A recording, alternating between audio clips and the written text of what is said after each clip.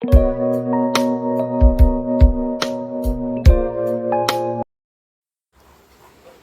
అందరికీ, ఈరోజు మనం చేయే రెసిపీ పాస్తా. ఒక గిన్నె తీసుకొని దాంట్లో వాటర్ పోసుకొని దాంట్లో పాస్తా వేసుకోవాలి. వాటర్ బాగా బాయిల్ అయిన తర్వాత పాస్తా వేసుకొని అది బాగా కొంచెం ఉడికిందో లేదో చూసుకొని ఒక కడాయి పెట్టుకొని దాంట్లో కొంచెం ఆయిల్ వేసుకోవాలి. ఆయిల్ బాగా హీట్ అయ్యాక ఆనియన్స్, ఇంకా వెల్లుల్లి చిన్న చిన్న పీసులు చేసుకొని వేసుకోవాలి. అవి బాగా ఫ్రై అయ్యాక పచ్చిమిర్చి సన్నగా కోసుకొని వేసుకోవాలి. ఆ తర్వాత అది బాగా ఫ్రై కావాలి. ఇలా గరిటెతో కలుపుతూ ఉండాలి. అలా కలిపాక కొంచెం ఫ్రై అవుతూ ఉంటాయి.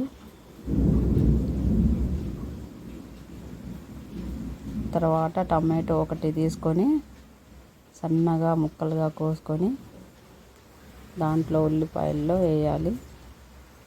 అది బాగా ఫ్రై చేసుకున్నాక టమోటా కొంచెం మగ్గాలి. ఆ తర్వాత కారం ఓ స్పూన్, గరం మసాలా అర స్పూన్, ధనియాల పొడి 1½ స్పూన్, ఉప్పు తగినంత వేసుకొని బాగా కలుపుకోవాలి.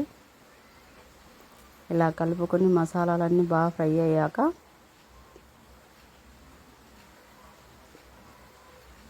టమోటా కెచప్, మీ దగ్గర టమోటా కెచప్ ఉంటే టమోటా కెచప్ వేసుకోవచ్చు.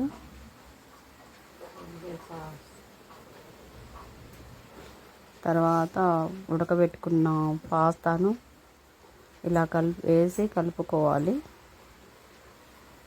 బాగా కలుపుకున్న తర్వాత చూడండి ఎలా నీట్గా కలుపుకోవాలి.